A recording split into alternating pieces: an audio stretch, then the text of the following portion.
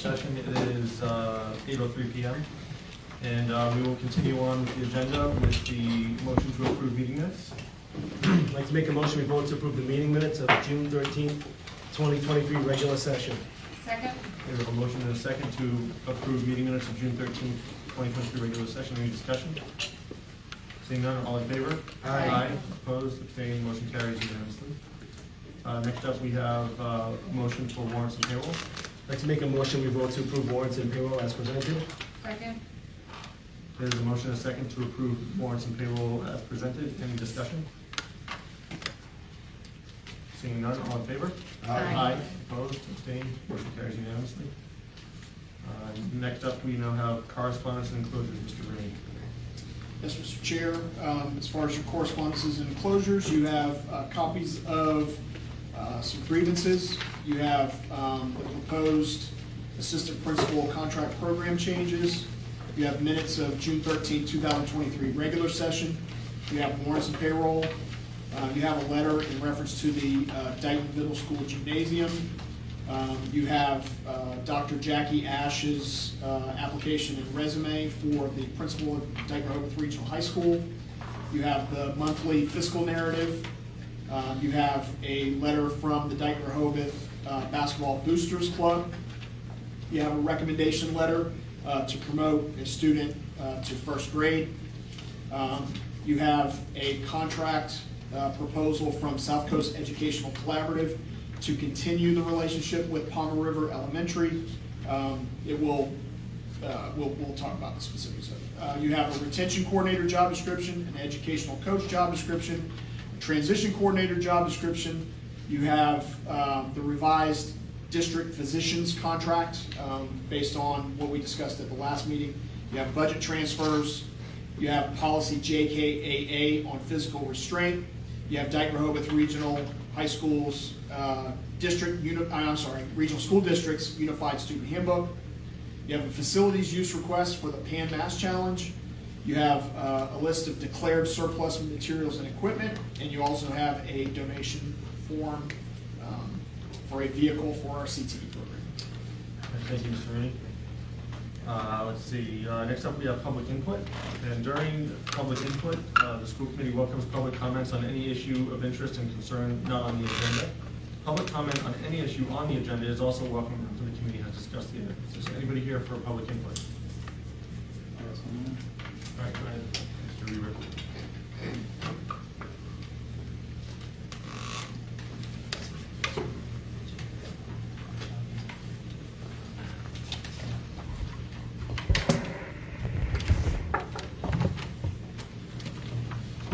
Jeff Reaver, 78 County Street, Rehoboth.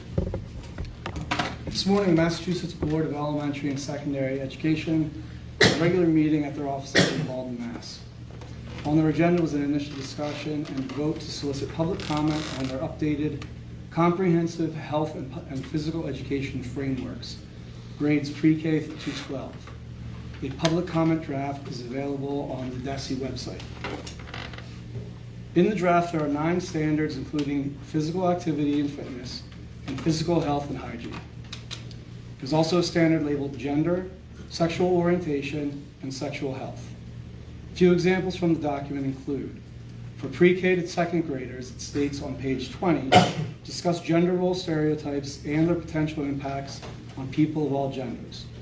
For 6th to 8th graders, it states, explain the difference between sexual orientation and gender identity. Across all grades, there seems to be as much emphasis on gender, sexual orientation, and sexual health as there is on nutrition, mental health, and physical fitness. The standards contained in this draft framework comprise a comprehensive sexuality education model of sex education, CSE content that would be taught under these standards is neither age appropriate nor medically accurate. The board voted to solicit public comment on the draft framework. I would encourage parents to read the draft and submit their comments to DESE in writing. Thank you.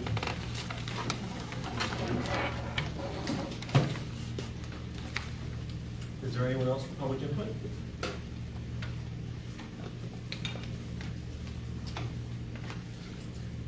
Aye. Kate Latour, 193 Forest Street in North Dayton. I'm here for basketball, but while I'm here, I just want to talk about a couple things that have been on my mind. It's a little bit of deja vu in the Latour house this year with another 8th grader. Sad that she's coming to DR and half of her friends are leaving to go somewhere else, so just feeling sadness that I feel like not much has changed. This year was definitely better. I think we did a great job, but I think we can do a lot more, and I just feel like we're not really using the best asset that we have to sell DR, which is our current DR students. They have a lot of school spirit. They love it here. They love all the activities. You know, my kids play a lot of sports, so that's kind of what our family is into, but I've seen the band and the chorus and the CTE program come down and visit the middle schools, have a fun day with the kids. The reason why they do that is because it works to get everybody excited about DR.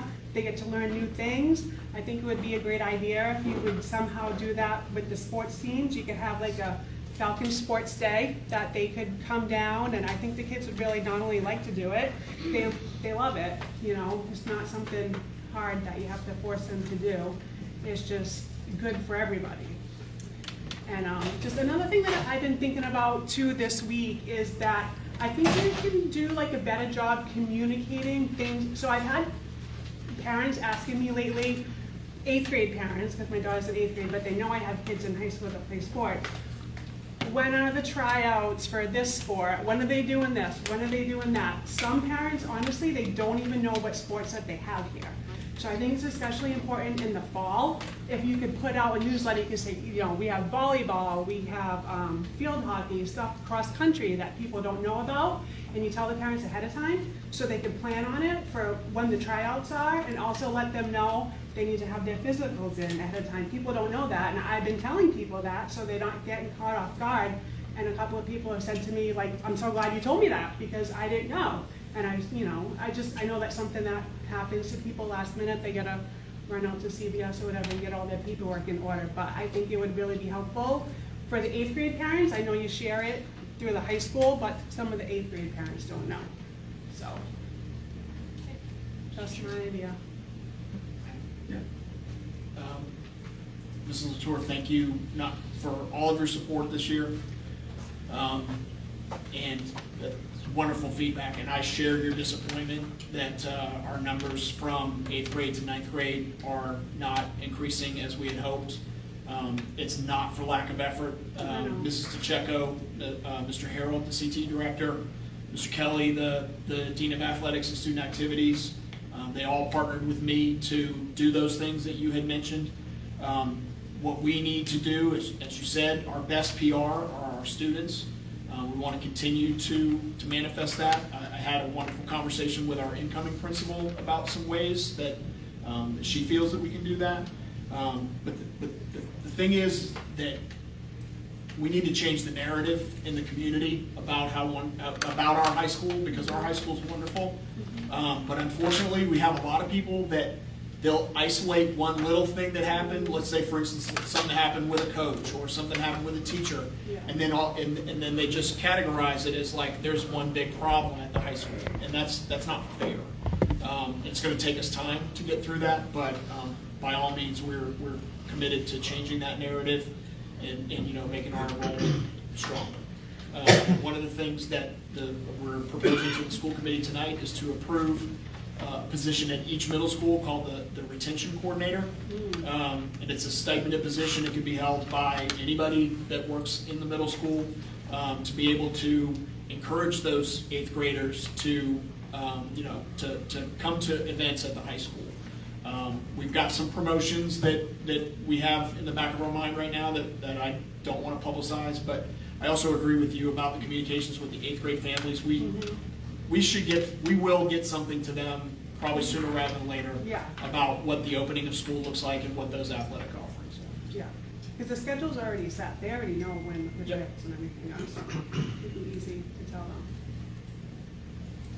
Okay, thank you.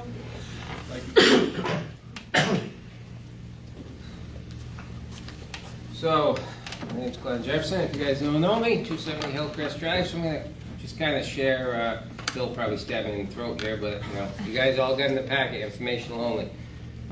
Like many of you, you probably didn't, well, I learned about this on Facebook and a little was taken back, and I'm gonna share a few comments I hope you guys all think about is.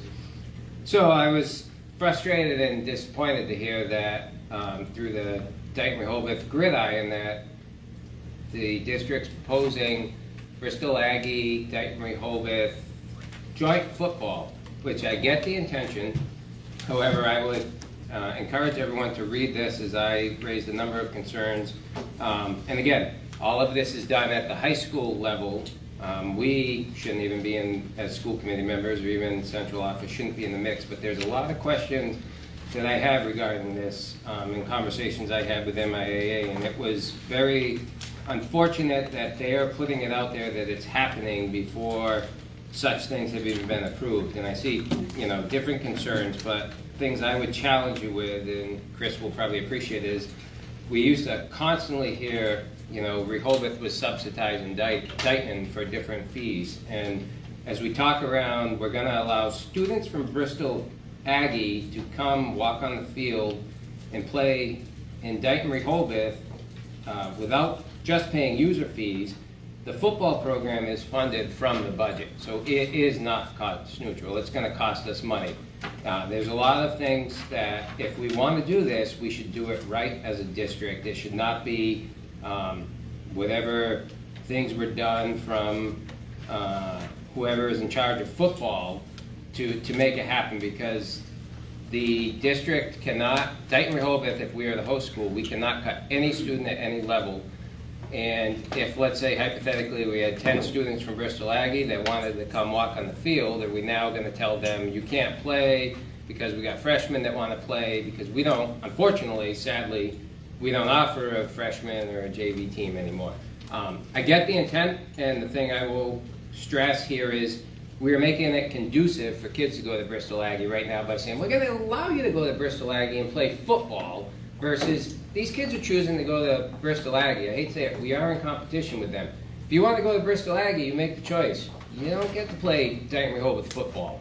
So I don't know where, if Gail approved this or whoever, the Doug approved it. Actually, MIA, the only person that can approve it is the principal of the high school. So there's a lot of questions in this, and the school committee has to approve fees. And I see it already was stated how the fees are going to be structured. So I hope you guys that are up there are questioning and looking into some of this. And no disrespect to you, Bill, you and I had that conversation, and this should not have been communicated out on a Dighton Rehoboth gridiron thing. And I will challenge this to make sure it's, if we want to do it right. I don't have a problem if we want to do it like hockey and wrestling. And as I was looking at my daughter's yearbook, we have DR, BA wrestling. If we want to kill the Falcon, there's no more DR Falcon. We're going to establish Dighton, the DR, BA, whatever we want to call football. You cannot, and again, the rules that cooperative sports under MIA calls for, they have 8 guidelines. Number 1 is come up with a team name that represents both communities, and then like the 4th was sort out financials, because this is not financially neutral to our Dighton Rehoboth taxpayers. So I know many of us were caught off guard with this, and I think Bill probably was caught off guard from it, because it's the high school administration, it's all in their purview. But again, we should not be hearing about things from a Facebook post. So.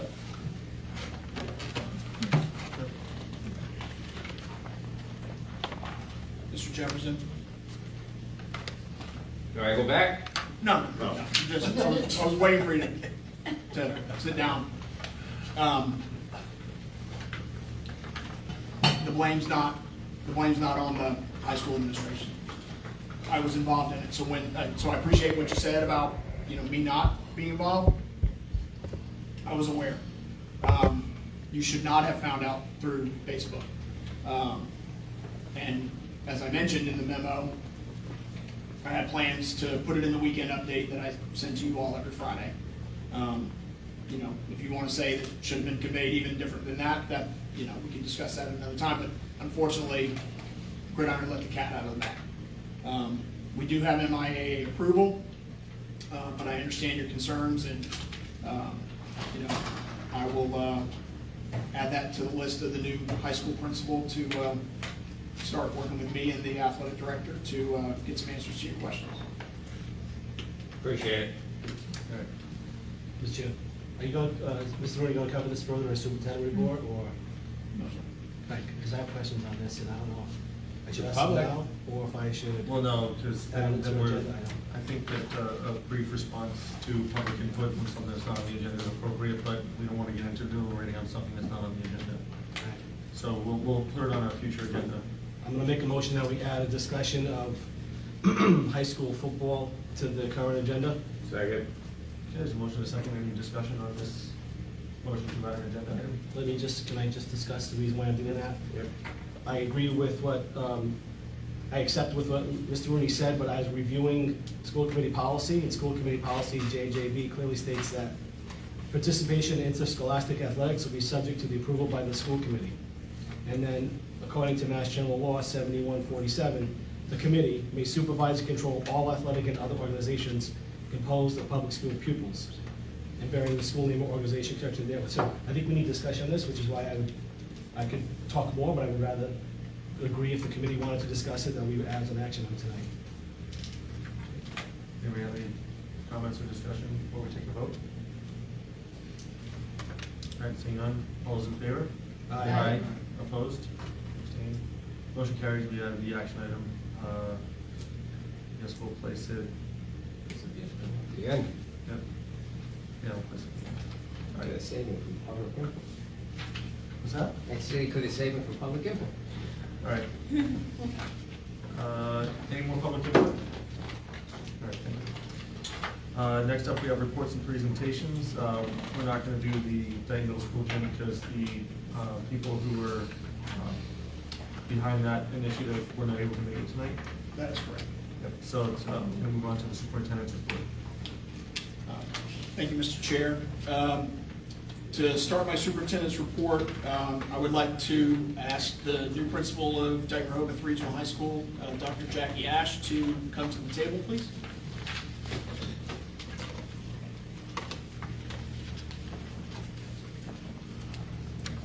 Thank you, Dr.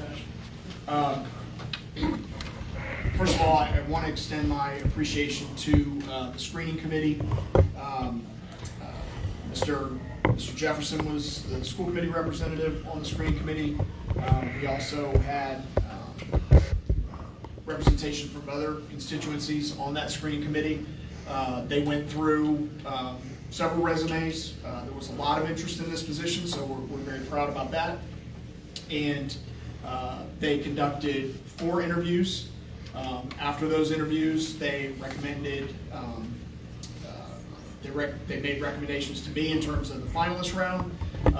I sat with the assistant superintendent and also our contracted services vendor for human resources, and we conducted the interviews for the final round. And I'm very pleased to say that we have reached an agreement for Dr. Jacqueline Ash to take the reins of Dighton Rehoboth Regional High School. The high school had a really good year from the standpoint of making a lot of progress for some things that the community, the committee, and the administration were concerned about. And I think Dr. Ash is the perfect person to not only maintain that momentum, but take that momentum to an even greater level. I will say that her 34-year career in the Pawtucket School District is beyond exemplary. She started as a teacher in Pawtucket. They thought enough of her to promote her to an elementary principal position. When they were struggling with one of their middle schools, they took a strong elementary principal in Dr. Ash and asked her to take the reins at one of the middle schools. She did so. After righting the ship there, they asked her to do the same thing at Shea High School. And for the last several years, she's not only done an excellent job at Shea, but she's also taken their CTE programs to a higher level, which is something that we know that our high school desperately needs. And I could not be more pleased with the way that the screening committee handled the process, and very excited to welcome Dr. Ash to our WeAreDR community.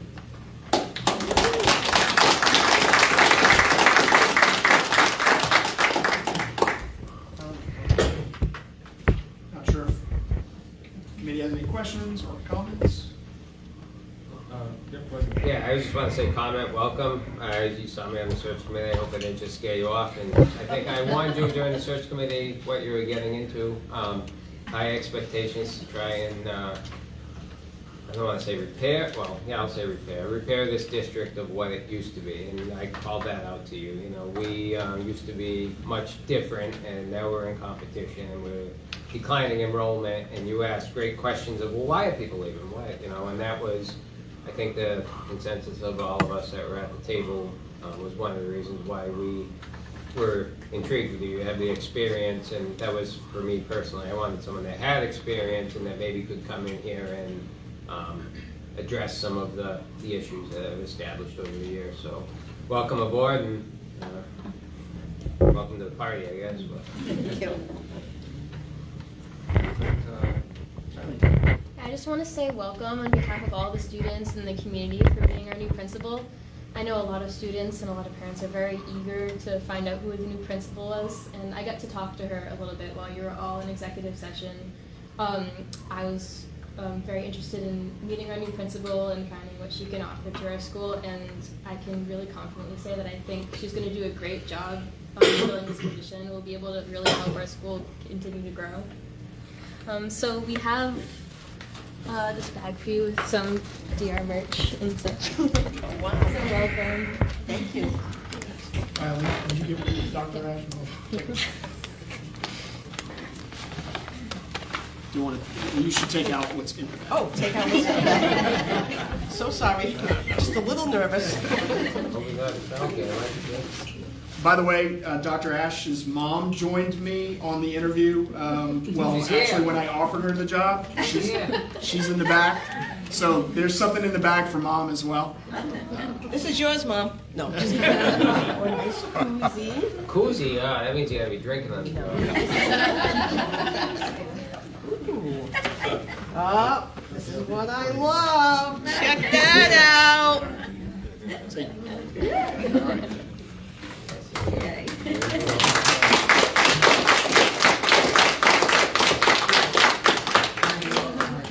Oh, Freddie's our photographer, he's gonna take you. Oh. He's got that down packed. Tyler, get in there. Oh, okay. All right. We are. There you go. Thank you. Well, this is exciting. Thank you so much. We're so excited to have you. Oh, thank you. Can I say a couple of things, Mr. Mooney? Absolutely. The chair? Oh, Yes, I'm sorry. I just wanted to say, thank you so much to the selection committee for the time that they put in interviewing me and interviewing all of the candidates. I'm really, really excited to join a district that really is rich, has a rich history in academic, personal, and social excellence. And I just cannot wait to get started working with the students and the parents and the administrative team and the teachers.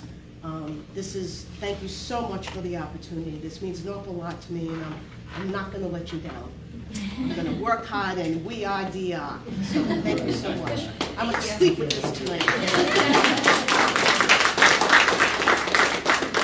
I will say that I have friends who are employees of the Pawtucket School District, and I am not in their favor right now after having taken Dr. Ash from them. So, great testament to you. Thank you. Thank you so much.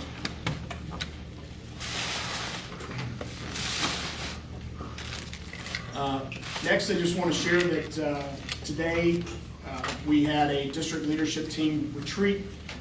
I felt that it was really important that we get together and have the opportunity to debrief and to reflect. And we also broke bread together. As you see we have a lot of leftovers over there. We had 2 great meals together, breakfast and lunch. And, we took the opportunity, Dr. DeJoya had meetings with each of the administrative teams about her vision for special ed going forward. Dr. Souza and I met with each of the administrative teams about a school committee spotlight program that we want to institute next year with your approval, where at certain meetings we would have each school spotlighted for 15 or 20 minutes, listen to the kids, listen to the staff, and we also started working with them on their school improvement plans, which is something that will tie into our portrait of a graduate and then ultimately tie into our strategic planning. And then also Mr. Baxter spent some time with them going through some of the aspects of the business principles and budget process. And he took the time to also make sure that he conveyed to them what we've heard from Chief McGee in Dighton, and also the fire chief in Rehoboth, about some ways that we can be in better compliance with fire codes in our schools. So we want to set that higher expectation for safety and security. But I also had the opportunity to just share with them the fact that I feel they are a tremendous team. A year ago, we had 83% new administrators on the district leadership team, and we will start next year with 83% returning administrators. And I think that goes a long way towards what you support, how you support us as a school committee. They want to work here. They want to do well by our students and by our staff. And I'm just really excited about the future. So DLT retreat went really well today, and we have training camp in late August when we'll get the whole new team together for 3 days to get ready for 23-24. There's just a nice photo op from there. Last meeting, we talked about how wonderful the high school graduation ceremony was. I just want to talk about. Nice job. Just want to talk about the great job that our elementary principals and our middle school principals did with their respective step-up ceremonies and clap-out ceremonies. Dr. Souza and I had to divide and conquer in terms of the middle schools, and I was able to get to Dighton Elementaries about a week or so ago, and I was able to get to Palmer Rivers last week.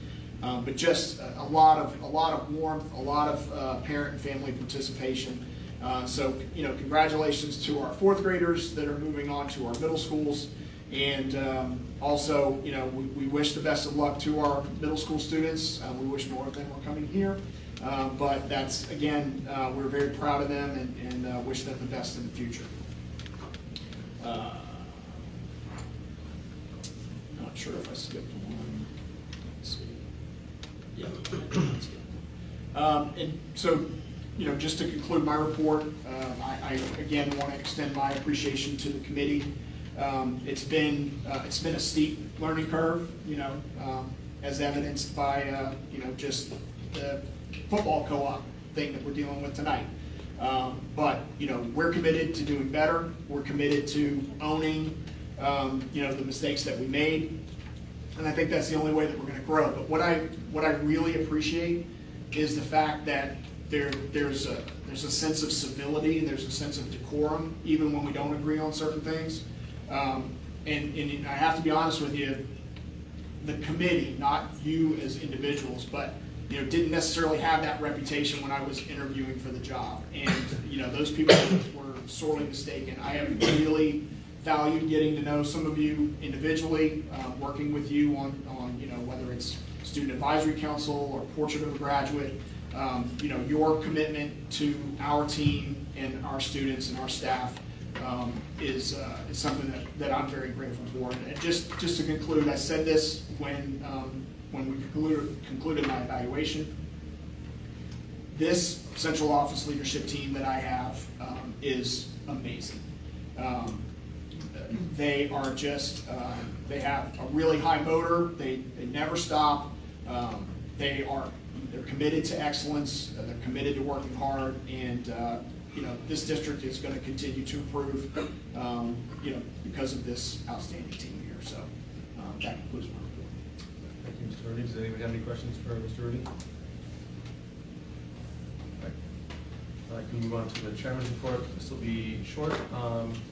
First update is the ongoing negotiations with the custodial union. We had a meeting on the 21st, and we made progress. We were supposed to have a meeting this coming Thursday, but due to circumstances beyond our control, it had been canceled.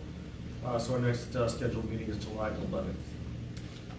And then in executive session, I wanted to announce that after deliberation of a vote, the committee has approved an independent contract employee salary update that totals for 23 full-time positions, $2,207,262 for an average increase of 3.76%. There's a long list. I'm not going to go through and read every single one, but we did approve that in executive session. And that is all that I have for Chair. Does anybody have any questions about that or anything to add? All right, seeing none, we can move forward. We have the business administrator report with the monthly fiscal narrative. Okay. Thank you, Mr. Chair. Just one thing, sorry, Aaron. Well, on your report, you mentioned that it was $2.2 million, right? Yeah. That's the total, That wasn't it. Delta. the change. Oh, yeah, that wasn't the change, sorry. Some people think we added $2 million. Sorry, okay, I'll update that. The change was $79,904. Yeah, thank you. I was thinking that, someone's gonna eat that stuff. Thank you. Teamwork makes the dream work. Freddy's excited, like, hey, cool. All right, So thank you, Mr. Chair. Just, I'll be brief. I was asked to present an update of use of our ESSER funds. In January, I presented a summary, and this just updates from where we were in January. In your package, you'll see the summary and a list of anticipated uses. So bottom line is, we have about $1.1 million available in ESSER funds that will be expended over next year. They need to be expended or fundamentally done by September of 2024. And you can see in the table the anticipated uses. And most of these things have already been, are underway. These were planned. You know, we have to apply to DESI for approval. We've gone through that, our grant application, and now it's just a matter of the procurement and our execution. So we were kind of teeing it up, and next year we'll execute and most, if not all, of those items. So the next thing, I was also asked to present a personnel vacancy report, and that's listed on page 2 of my report. So these are the vacancies as of about middle of last week. Some of these are already being filled. I was asked, why don't I put the employees' names in there that are vacating? And while I could, and it could be public, I have, as good practice, try not to put people's names into public records, because where, in the old days, we used to, avoid throwing like bills in the garbage and whatever. There's the electronic version of that in the 21st century. So unless it's absolutely necessary, I recommend against it. But this is the report, and again, as we get more and more refined with our system, I'll be able to run this more systematically for you. The third thing is, and this is more, I think this is probably the most significant thing, and I'm just so excited that during this period, the last 2 weeks, DESI completed an internal audit. There was an audit of us regarding our compliance with uniform grant guidance and procurement regarding use of federal funds. And they remarked, we had 2 guys come in. it was very thorough, and probably more thorough than our regular auditors. And they remarked over and over again how much of a market improvement they had noticed between this instance and the last time they came in about 3 years ago. And I'm just so proud and so impressed with my team. If any of you've been through an audit, one of the key measures, an informal measure, is how quick in real time you can pull documents. Do you know where something is? Are you making stuff up? You know, that sort of thing. And they were particularly impressed by our ability to, in our organization, to be able to just go and grab them the backup documents that they needed. I think it's really important. I would like to read into the record of my team, because I'm just thrilled by the change where we met. Most of the progress has been over the last year or so. So I'd like to expressly recognize Ms. Kimberly Lockley, Susan Landry, Renee Morby, and Ms. Diane Remy. They are, I can't say enough how well and how proud I am of this team. Two more things. Lastly, I've extended an invitation to the members of the district and the community to reform the superintendent's facilities advisory committee, and I'm still waiting for some things to come in. So I've gotten a couple of responses last week, and I'm going to reach out again and try to get them, but we're on track to get that reformed. And lastly, it's not in my report, but I want to mention it orally. The FY22 audit reports actually came in today. I was hoping I was going to get them in the mail on Friday so I could present them to you and get them in the packet soon enough, but I did not. The report was done, but I just didn't have the hard copies. But again, I think it's a phenomenal accomplishment that we're now, at least in the fiscal year. So we're late, but we're not. We're still in the right year. So great project, and again, great progress, and again, kudos to my team for being able to pull that off. We wouldn't have been able to do it without them. So again, if we had gotten it last week, I would have had it on the agenda last week for this meeting to report. But that's my report, respectfully submitted, and I appreciate your consideration and your time. Thank you. Does anybody have any questions for Mr. Baxter from the business report? Okay. Tori, and then. Yeah, just in the ESSER funds, if I'm reading that right, and the January worksheet, the GSP was 100,000, and then in June, it's 150. Yes. That's like a 50% increase. We are, and I can I'll give a brief summary, and then I'll defer then to Dr. Souza. But the short answer is that we're, engaging them more, using more of their services. So, if I may, Portrait of a Graduate, which is next on the agenda, was a huge initiative for the district, and GSP was a great partner to us in that. That's simply scratching the surface, though, of strategic planning. Strategic planning that we're going to engage in going into next year is going to require even more support. So the GSP contract is based on the number of contact days that we have with them. So we did, using the ESSER funds, we did increase the number of days because there are going to be more meetings and things like that for strategic planning than what there would be for Portrait of a Graduate. Dr. Souza also uses them as a resource for curriculum coordinators and department heads, and I'll let you elaborate on that. Yeah, our curriculum coordinators, we've made extreme progress this year. Just doing a audit of where we are with our curriculum resources, so we're going to continue to really move forward in that aspect. And again, what you've seen is teams that have,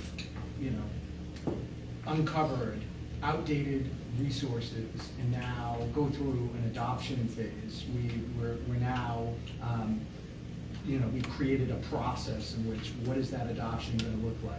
What kind of resources, the team, who's going to be a part of that decision making? And again, we're really proud of where we are. ELA being one of them right now. So next year, we're going to be continuing. So there's science that is completely outdated. Social studies has yet to be touched. We're looking at texts from the 90s. So we really need to pivot and turn to these other content areas. So we're going to be utilizing your supports in that area. Liza? Yeah, Dr. Souza, can I ask the position AP of tutoring, what that entails? So that particular, what we're going to do is, we're looking at a resource. So your learning loss, we're going to try to leverage up that position to support identifying students that need resource, also identifying tutors. So we're going to utilize that position to really kind of, what we had this year was, we had tutors go out there, but selection of students, parents or guardians were like, I don't know if we do it. So we really want to do the full court push on targeting students. So this position would help us get those programs off the ground. And if I may, just, it's still in the developmental stage. It's, I wouldn't have referred to it as an AP. I would have, my preference is that, this would be presented to you and framed as, more of a learning loss position. I think that there is the possibility, we have 5 schools, there's 5 days in a week. This could be a person where every Monday they're at Dighton Elementary, and every Tuesday they're at Dighton Middle.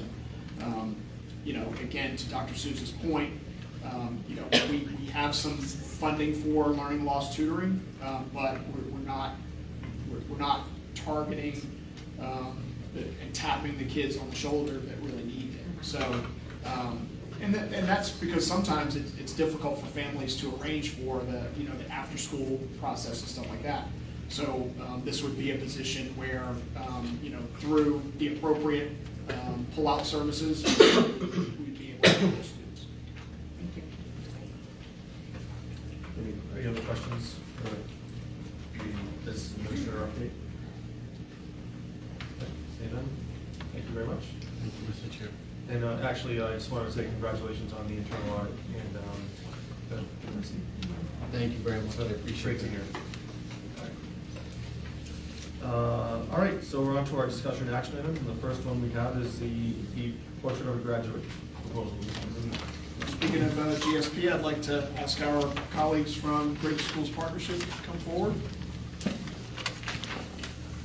Met Courtney and Leah at a prior meeting, and they're going to help me to present the portrait of a graduate proposal to you, and we're hopeful that you will consider approving it so that we can use that to move into strategic planning.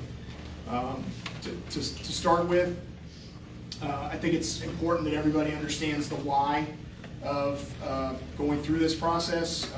As you have heard us say multiple times, the high school here in DR has gone through a significant decline in students from having approximately 1,000 in 2017 to less than 650 now. And while there are many factors that contribute to that attrition, I believe very strongly that one of them is that we need a recommitment to this district being a pre-K through 12 plus journey. We've got students that are coming to us in pre-kindergarten. We have them staying. Some of them stay with us past grade 12. Because of special ed services, we educate them until they age out at 22. And what I feel right now is that, and for the last couple of years, it's been a situation where it's like, yeah, DR is a great district for my children and for my family from pre-K through grade 8. But once we get into 7th and 8th grade, let's really look and see what our options are. And I really just don't think that the high school has been sold in terms of its value, and we have started that change of narrative this year. I wish that we had made more progress with it, to Mrs. Latour's point earlier. But I think at least if nothing else, the frameworks are in place, that we can continue the positive momentum that the high school started to build this year. You know, it's time for us to look at a new mission. It's time for us to look at a new vision, core values, things like that. And the best way to start that process is through a portrait of a graduate. And the We Are DR initiative that we've been talking about all year long is built on the premise that this portrait of a graduate will help us shape the teaching and learning experiences that match the portrait, and then cultivating a stronger sense of belonging. Our district leadership team and our portrait of a graduate team have worked with GSP all year to ensure that the voices of community members, staff, administrators, students were included in this process. So we're very pleased to present this to you tonight. I'm grateful to the Portrait of a Graduate committee members, and with that, I'll turn it over to Courtney and Leah. Thank you.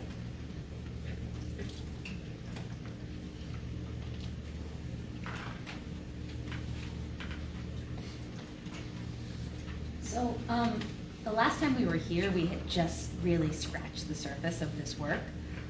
So part of what we're gonna do today is tell you about the different phases, the different sort of pieces of this puzzle that have led to this moment. We started by laying the foundation. We knew we had to get the DLT excited and on board first before anything else happened. And then create a committee that was representative of your communities, really. We were lucky enough to have the participation of some board members who we're going to hear from in a little bit as well. We were lucky enough to have a student and really different family members and teachers and all kinds of stakeholders from across our community as part of that committee. And that was really, that's who did the work. We helped support the work, but the committee itself did the work. So that was phase one. Phase two is where we started doing some serious focus groups across the district. We conducted 18 focus groups. I have actual numbers here because I'm a numbers person and I wanted to share them with you. Who was in those focus groups? I think that's a really important question. We were at every school in the district. And we had student focus groups and staff focus groups at every school in the district. Courtney and I were in every single focus group with one member of the committee co-facilitating with us. So, again, people volunteering their time to really be a part of this process was phenomenal, and we're very grateful for that. Beyond the schools, we also had some Zoom meetings, which actually I was lucky enough to meet with some of you in those Zoom meetings that were open to anybody in the community.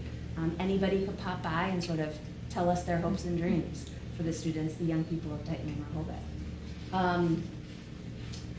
And then beyond the focus groups, like that gets a small number of people's voices in the mix. We had 1,261 surveys completed, which for a district this size is actually pretty tremendous.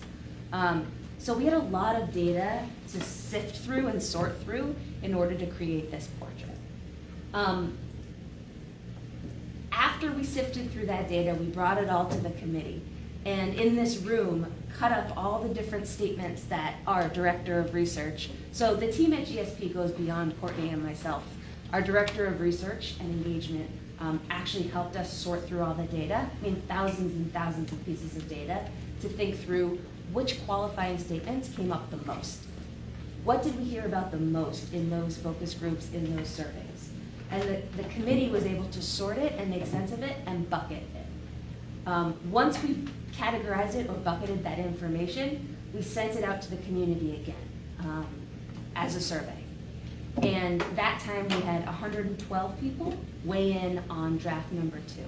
So we said, here's our second draft, this is what we think about for the portrait, and 112 people sort of gave us really detailed sort of feedback on what it was we presented. Then we're sort of at this stage of unveiling the portrait, right? The committee had a meeting where we all came together, we broke bread, as Bill says, and looked at what we thought might have been close to a final draft, but some edits were made yet again. And here we are today to sort of unveil where we landed after all of those edits and all of those iterations and this entire process. So we're here in phase 4, knowing full well that phase 5 is probably the most important phase of really thinking about, okay, how is this going to impact our schools? How can we create school improvement plans at the leadership level that align with that portrait? And that's what next year's really going to be. And we're excited for phase 5, knowing that this is where the rubber hits the road. If I could just piggyback off of the phase 5 piece of it, I'm really excited about the fact that a lot of the folks that were on the Portrait of a Graduate Committee are interested in joining us for Strategic Planning Committee. And very proud to say that I've worked with Kylie in terms of having Student Advisory Council members serve as a part of the Strategic Planning Committee. I had a meeting with Kylie and two of her classmates that are, I think one's a rising senior and the other one's a rising sophomore. I believe junior. I think it's a rising junior. Junior, okay. And you know, I'm really excited that we're going from one student participating on the Portrait of a Graduate process to now having minimum of 3 participating at the strategic planning level. So thank you, Kylie, thank you for that. All right, here's where we're gonna spotlight a couple of school committee members. I did give them a heads up, but Eliza and Jeff, if you would just take a moment to share with the committee any highlights or takeaways for you as part of this process. You want me to go first? I'll go first. So I got involved with the Portrait of a Graduate project as a relatively new member of the school committee. The first thing I noticed was the level of collaboration. Courtney, Leah, and Mr. Rooney did a really nice job building a team of administrators, faculty, school committee members, students, and community members. This enabled me to meet with a lot of people within the Dighton Rehoboth community, and it helped me see some different perspectives. I thought the effort was well organized and well executed, and I believe Mr. Rooney is very pleased with the results. So you're happy. Thank you. Quick interruption question, we were debating, I saw this for, is that at La Familia's? It is. Yeah, if you had told me that was there, I might have. And I'll just start with that now that you mentioned it. Food was good, huh? It was good. It's always good. But what really struck me about this is that in the field of education, so often we're working in libraries or we're working at the school buildings, and yes, we're professionals, but in many other professions, they gather and they do break bread or they do go out somewhere else for meetings and such. And so it just felt very professional for all of us, and I was just happy to see that happen. And that's where the unveiling was for all of us. So I appreciated that, and I think most people there did as well. So I'll start with that. I'm going to also agree with Jeff that one of the things I wrote down to say was that it was a very collaborative project. And the thing that really struck me was that it was a community endeavor. And when we've tried to do district improvement plans in the past, oftentimes we meet, but the teachers meet and the administrators meet and the school committee members, a couple of school committee members meet. But it's another part of education where oftentimes things are done in isolation, in groups, and you never get to meet with everyone. And so I appreciated that opportunity to meet with the various stakeholders, to see what their vision was, what they hoped and dreamed for, and then come together and work at that bucket and sort of putting things all together and create a product that, although most schools are now doing a Portrait of a Graduate, so it's universal in that sense across school districts, but it was still personal and specific to Dighton and Rehoboth. So although you hear about it in other schools, you might say, so okay, what's the big deal? Everybody's doing it. This was very specific, as they stated, with all the input from all the different stakeholders.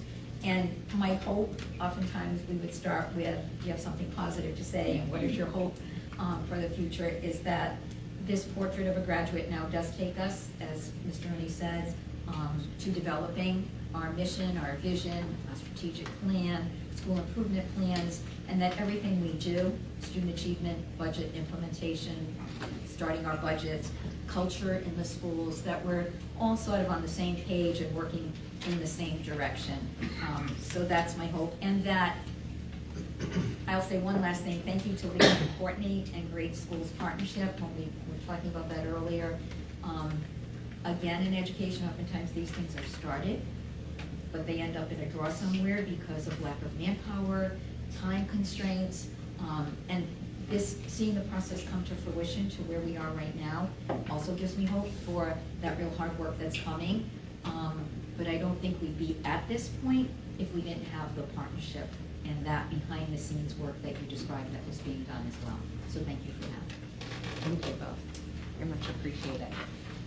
And we're excited to share a little bit of what came out of the process. As Eliza said, one of the things that we really try to highlight when we work with communities is context-based. And so we did focus on those questions as we talked with different stakeholders about what are your hopes and dreams for the young people of Dighton and Rehoboth, and then really importantly, what are the skills and personal qualities that you think are most important for students to develop in order to get to those hopes and dreams. So we can go to the next slide. So those were the two big questions. And as Leah referenced, and I think Eliza and Jeff kind of made reference to, what we ended up with after those focus groups and surveys were lots and lots of themes, which we put up around this space, and then we had cut up into little strips that we turned into some buckets. We didn't have the space or think it made a lot of sense to share all of those, but we're happy to if people would be interested. But in that first meeting that we came back together after we had gathered those themes, we kind of broke up into two groups, and each of those groups ended up kind of creating some of those buckets that Leah had referenced. And so we shared here with you just sort of a sense of where did we start and what were people thinking about in that first meeting. And at this point, I think we're at draft maybe 97. So this represents the very initial thinking, but gives you a little bit of a lens into where we ended up. We'll go on to the next. So what we ended up with, where you're going to see it in two pieces because it's kind of a long poster, but we ended up with a series of different descriptions. So Dighton Rehoboth graduates are collaborators was a really important theme that came up again and again and again from students, from staff, from families, from community members.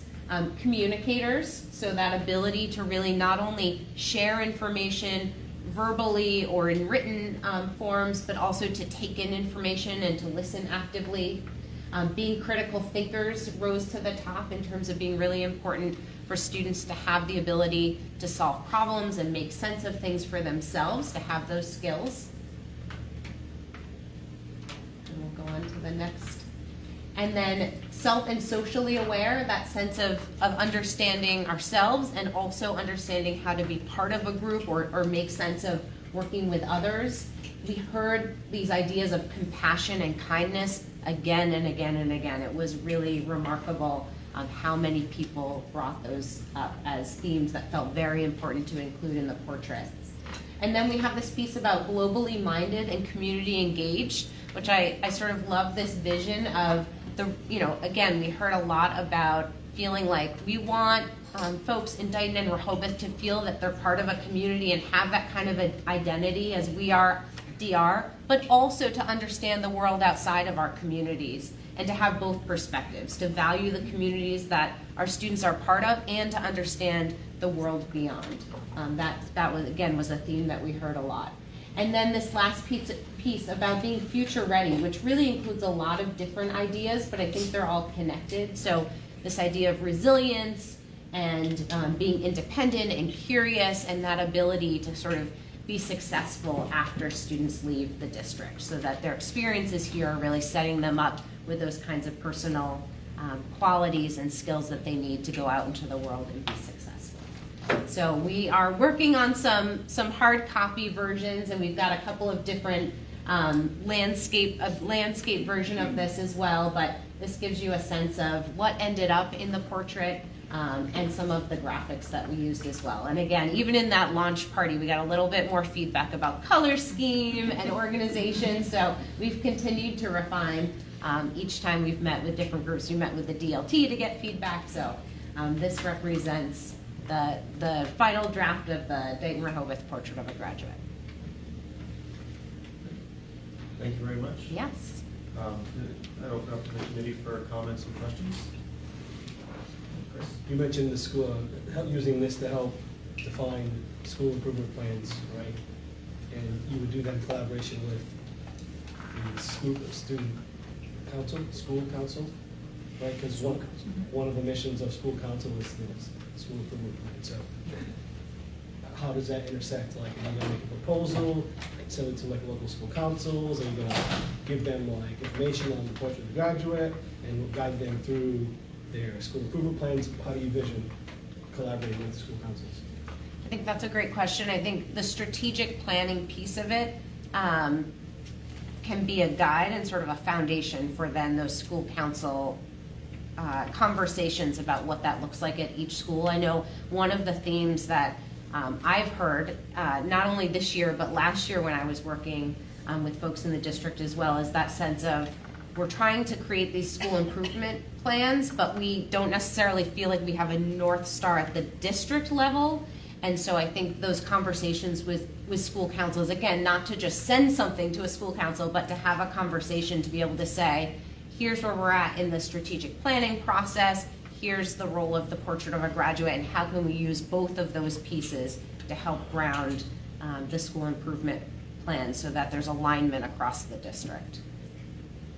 Yeah, and I think that makes sense. I mean, when I was on school council, the principal really kind of delivered to the council like what their draft improvement plan would be, and then took feedback from the rest of the council and on what needed to be highlighted, if something was missing, if something was underemphasized. And so I still think that would work, because as much as members of the school council might know anything about their specific interactions with their school, they might not be aware of like district level goals and objectives. Which, if I may, that's why it was really important that we had the district leadership team, the principals, the assistant principals, even the central office team, all participating in focus groups and discussions and things like that, because you're right, it's incumbent upon the principal on that school council to be able to, educate those school council members about, what that North Star is. And, this is probably only maybe 25% of the way in terms of the full Monty of strategic planning. But it's a huge start for us, considering that, to Courtney's point, we kind of have really, been a rudderless ship from a mission and vision standpoint for the last couple of years. Liza? And just a comment, I'm glad to hear that there will be more student participation at the next level. We did have a student working with us, and we did have focus groups certainly, but I think it's really important that the students buy into this entire project, so we'll have students recognize. Any other comments or questions?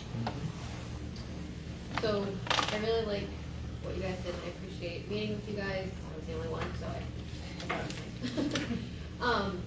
but what are we asking students, like juniors or seniors, to either write something about these standards and saying, listen, I'm collaborative, I'm a communicator, I'm a critical thinker, to show that this is what we've embodied from ninth or district-wide, or is this just like a blanket thing that we want all the kids to be?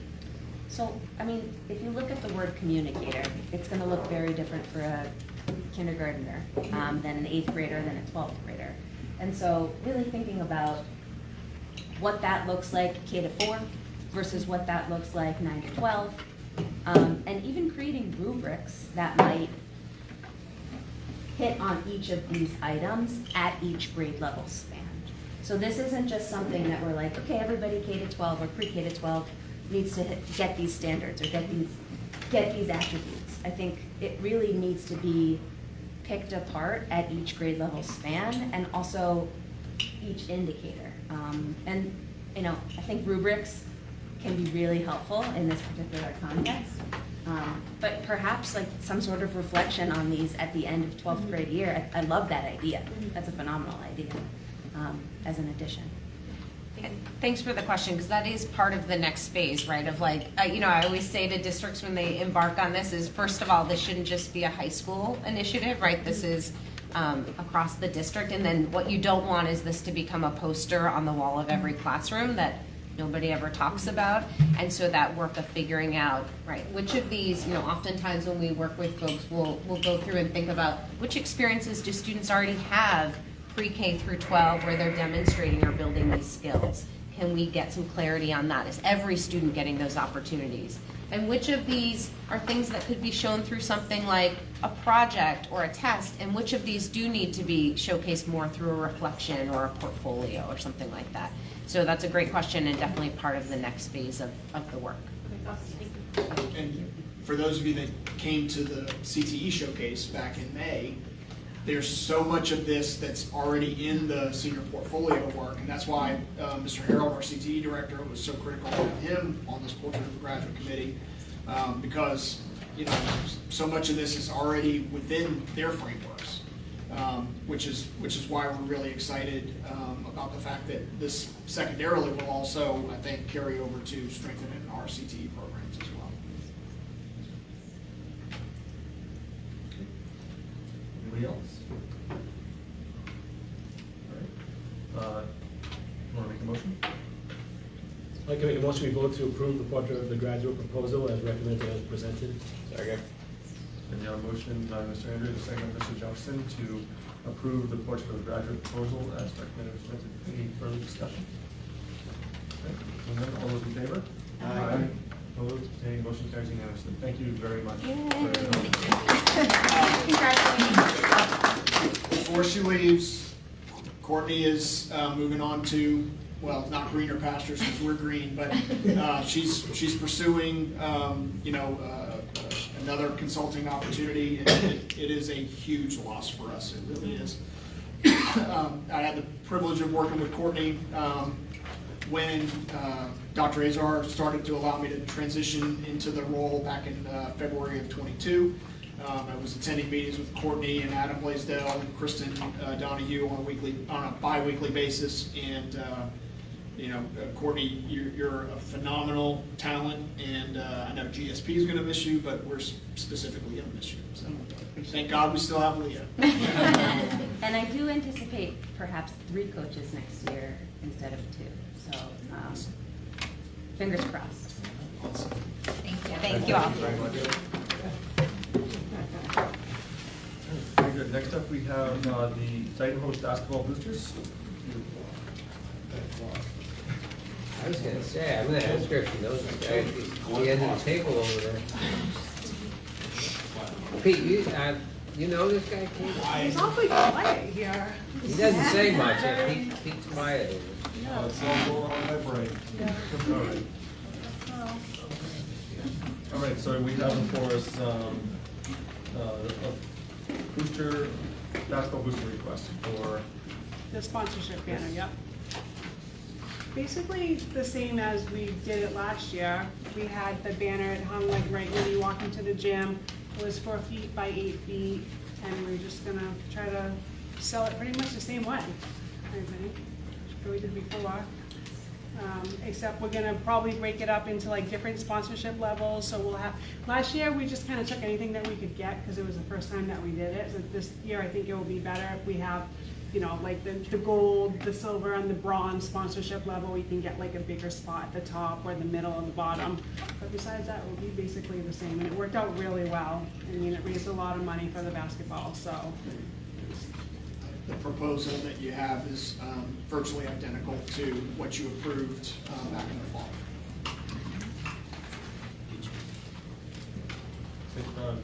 And do we know, I don't know if you know, Kate, but I'm gonna say, because football, they charge probably the same amount per banner as what you guys did for a little square.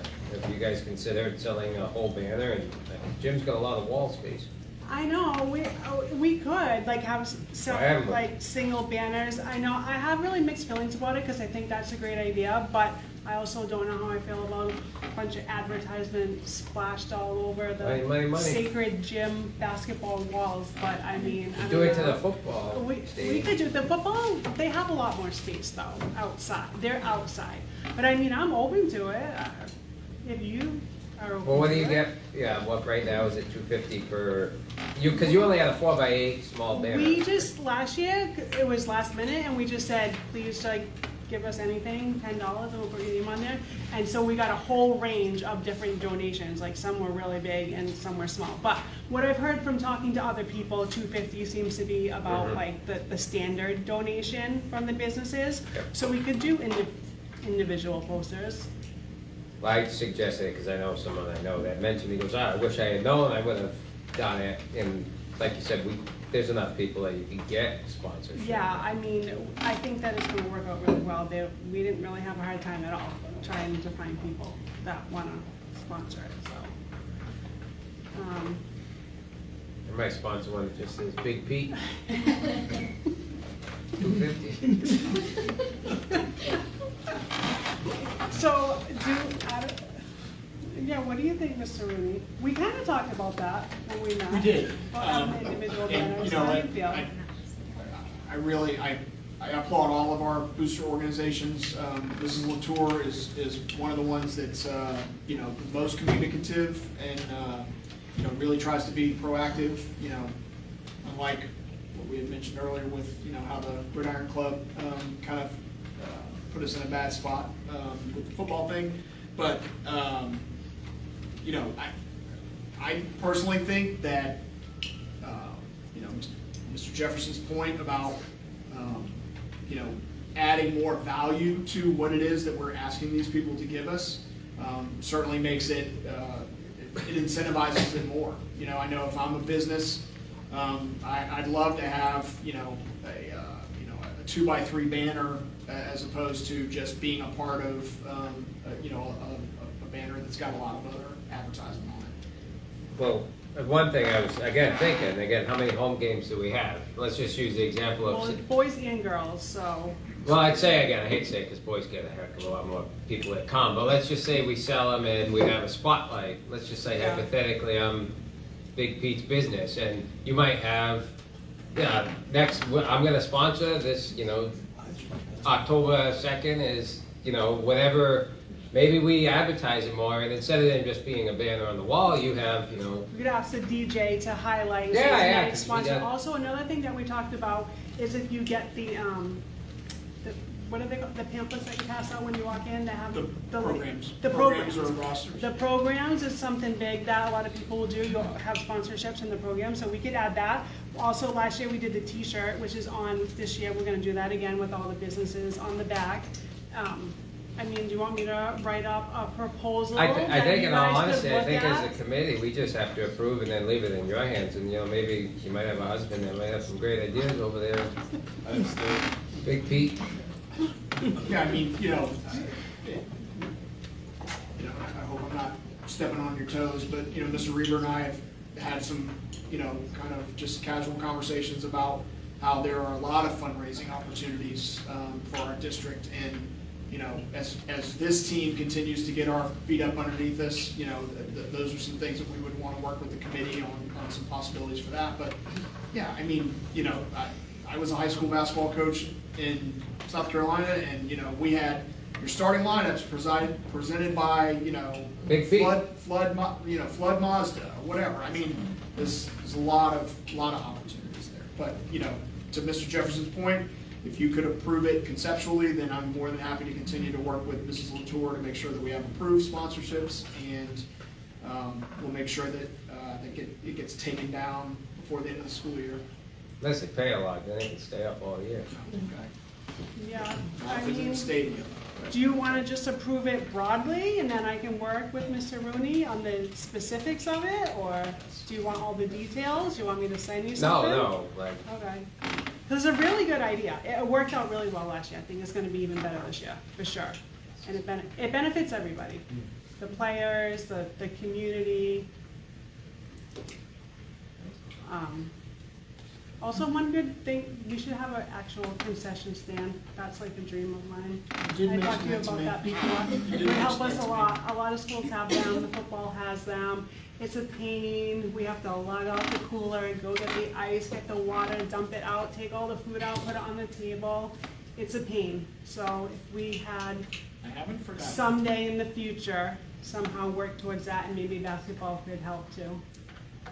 We'll figure it out, but we have a lot of ideas. I have a lot of ideas then. So I think to echo off what you had said, Bill, and before you came on board, this had first came up, and we had mentioned it was new to our district about 2 or 3 years ago, and we had thrown the thing out.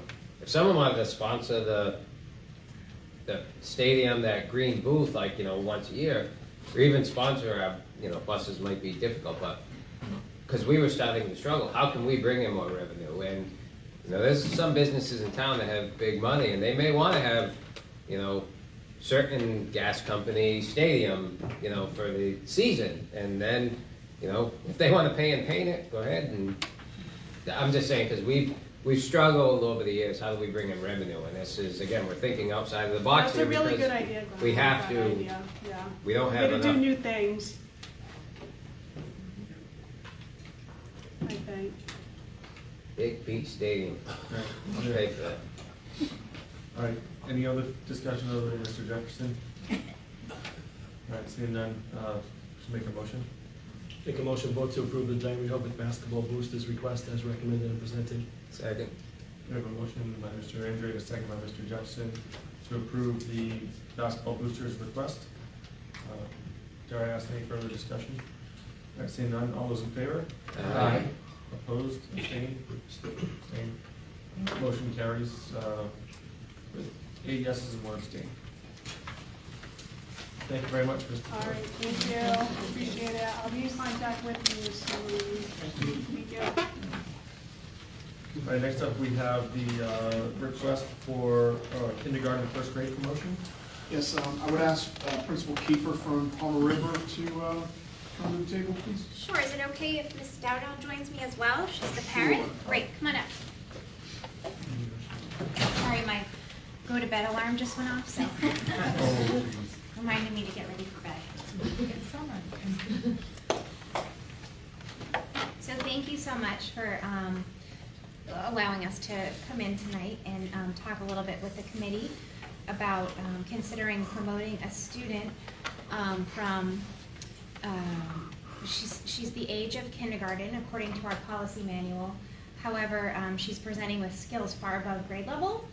Mom had made an initial request for us to consider it at the building level back, I think we just checked back in March.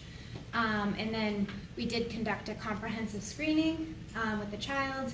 Staff is confident that she would be more appropriately placed in first grade than in kindergarten. And she is a little bit younger than peers, but we did check some of those social and behavioral skills as well. And those are really on target for first grade as well. So I don't know if anyone has any questions or if Mom wanted to speak to anything as well.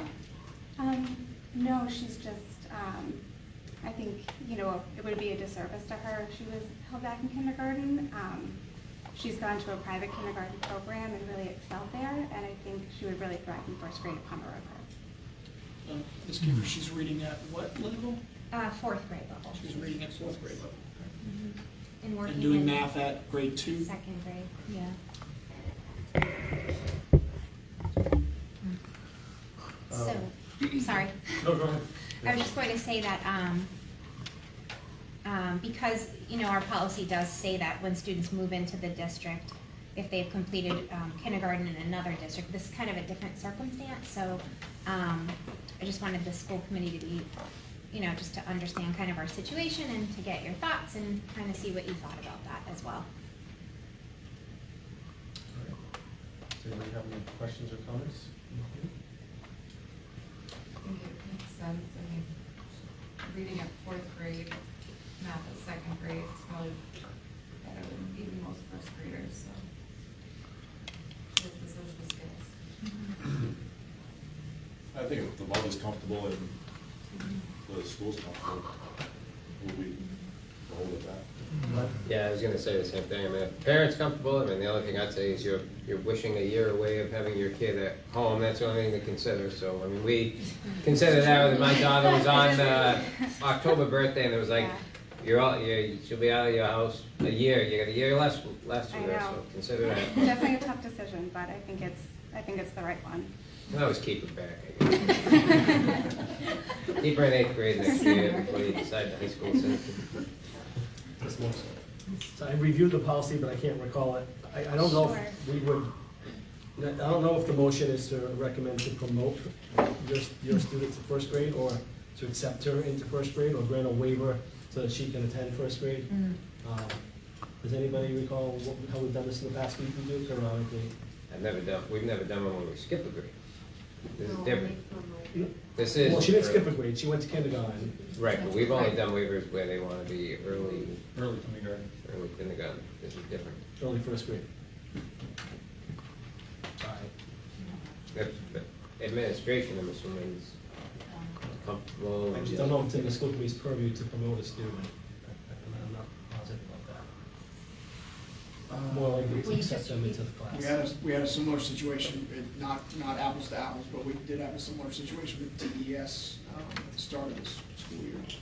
And if it was just a few days, it makes sense for a principal just to promote and say, yep, that's fine, but in this case where it is, about 5 months, yeah.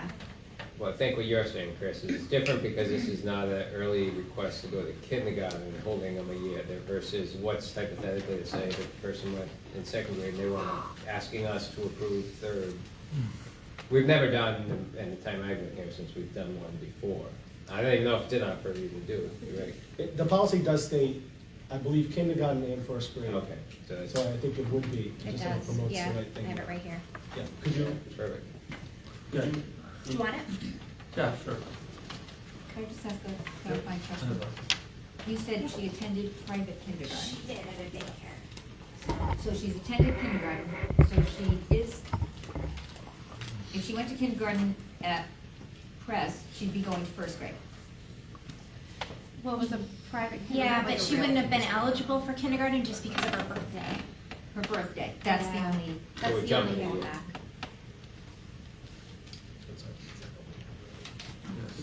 She's completed the private kindergarten. Correct. And they've done plenty of tests. Yep, and I've interviewed the school staff. Yeah, so it's not like she's skipping a grade. Well, is it the kind of situation where like they're sending her transcripts along kind of thing? Yep. Like as if she were in CPR? Not necessarily, but yeah, it's more narrative than it is standards-based, I guess. Yeah, that's what it, Yeah. And that's why I think that, the tests that they've done to vet the students. Yeah, I feel like after reading the policy that you guys have fulfilled it. Okay. So, and we can use this to tailor the motion, so I think Sure. we're all set. Great. Thank you. Yay. Thank you very much. So Thank you very much. I We have to vote appreciate on it. it if you Yeah, want we're to just make gonna one. take. Oh, we're sorry. gonna- I'd make a motion that we vote to accept the school principal's recommendation that student Addison Dowdell is developmentally ready for grade 1, and that she be promoted to grade 1. Okay, we have a motion by Mr. Andrew and a second from Mr. Jefferson to approve the promotion of student Addison Dowdell to grade 1 at Palmer River. Any further discussion? Seeing none, all those in favor? Aye. Opposed, abstained, motion carries unanimously. Thank you very much. I You're welcome. appreciate it. Ms. Kiefer, Yes. the South Coast Collaborative proposal is next. Can you just hang in for a few Absolutely, more yeah, minutes? no problem. Take care. All right. Thank you. Take Hurry care. up, South Coast Collaborative is up next. So, a month or so ago, the administration had made a proposal about modifying the agreement that we have with the South Coast Educational Collaborative to include space here at the high school. We had some lengthy discussion on that. Dr. Heimbecker from the collaborative was here. Ultimately, that was voted down. But in those conversations, we stumbled upon the fact that the lease was, first of all, I think it was $3,000 less than what the collaborative was proposing, $22,000 as opposed to $25,000. But then we also realized that for the past couple of years, they have been using 3 spaces, and we had only been charging them for 2. So, you know, in my my diligence in terms of trying to look at every angle that we have financially to improve our financial position, I approached Dr. Heimbecker and I said that I felt that we needed to make this right. He wholeheartedly agreed, and all he asked was that we would just consider starting this as a new 3-year lease. He has told me that the Palmer River program is the most successful program that they have at the elementary level. And as I talked to Mrs. Kiefer about a month ago, and I reported to you anecdotally, but I can let her elaborate briefly, that you know, what she said to me that was really impactful was that those students and staff members from South Coast Collaborative make every person on the Palmer River side of the building better people each day. So you want to just... Sure, yeah. I firmly believe in inclusion and trying to support all students all the time. And it just adds a lot to our school community having that program involved in our school day to day. Not all students are able to join homeroom classes, but some are. And I think that some of those students are the most popular students in the entire school. Everybody knows them. We have one that's like the mayor, who delivers the mail to the whole building. And they've really just become part of the fabric of our building. And I think it opens conversations with kids too about differences and just, you know, understanding that people have different needs and being able to talk about those things openly and freely. So it's been a really nice part of our building. All right, does the committee have any questions or comments on this? Yeah, the only thing I'm gonna add is I appreciate it for you guys bringing that as awareness, because we've never had to do this and we really should. And I think previous administration has just been, I don't wanna say, out of, rubber stamped, because we are supposed to approve it. So it's great that you guys caught it and brought it to us to approve it. Maybe a little bit better financial picture of it. And you did do the increased rate too, looks like. Yeah, so it'll be $25,000 per room as opposed to $22,000, and it's 3 rooms as opposed to 2. All right, any other comments or questions from the committee? All right, I'll take a motion. Motion vote to approve the South Coast Educational Collaborative Palmer River Elementary School contract from July 1st, 2023 through June 30th, 2026, as presented. Second. There's a motion by Mr. Andrews, second by Mr. Jefferson to approve the SCEC Palmer River contract as recommended presented for the years July 1st, 2023 to June 30th, 2026. Any further discussion? Seeing none, all those in favor? Aye. Opposed, abstained, the motion carries unanimously. Great, Thank you, Ms. Kiefer. Thank you, everybody. Good night. That's All right, next up we have the job descriptions. Yeah, so we can discuss, we can talk about them all three, and then we'll just make the motions. Okay. I can comment on the first one. Dr. DeGioia can cover the other two. First one is a new position, stipend position. We referred to it in the budget process. I referred to it earlier tonight when Mrs. Latour was at the table. That we are creating a stipended position at Beckwith and a stipended position at Dighton Middle for a retention coordinator. The educational coach is a new position. It would be a contracted position. We are partnering with the Excel program at BSU, so we need support for our students who will be on the BSU campus. With supporting the student in the class as well as an internship. And then the next job description is the transition coordinator. It's just an updated job description, but that is the teacher who is in the 18 to 22 program currently.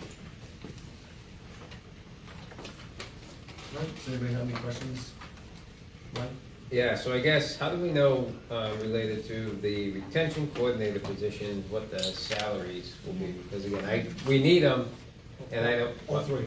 Or all three. I mean, I'm more specific in the retention coordinators, because Rob will attest a couple years back when Dr. Reza was here, I was the advocate of, I don't think the Dean of Fund position should be high school budget, I think it should be a district-wide position and span the entire district. I hope last year or whatever, we could have removed that and recreated a new one, but didn't happen, and now we're, if this is what we're trying to do, are we looking $10,000 at each school, and how do we determine? So we patterned this after the coordinator positions that you approved at the June 10th, 2022 meeting, curriculum coordinator positions. So we patterned this after that. I believe that the stipend is $3,700.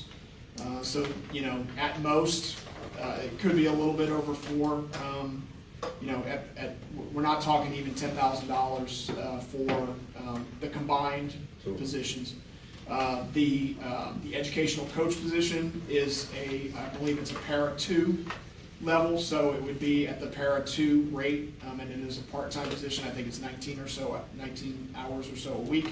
And then the transition coordinator position is a DRRTA position, so whoever we would, we already have somebody in that position. This is just, as Dr. DeJoy says, it's a polished job description. It's more indicative of what that teacher is doing. And, that person would just get whatever the CBA calls for in terms of their step and lane. All right, Jeff? Is it common for public middle schools to have retention coordinators? No. But we have Problems. We have so many problems with hemorrhaging 8th graders into other high schools that we feel like this is something that, for short money, we could make a concerted effort to retain more of our 8th graders in the district. Liza? Katie, did you have your hand up before me? It doesn't matter. Liza. Okay. I'm gonna stay with the retention coordinator.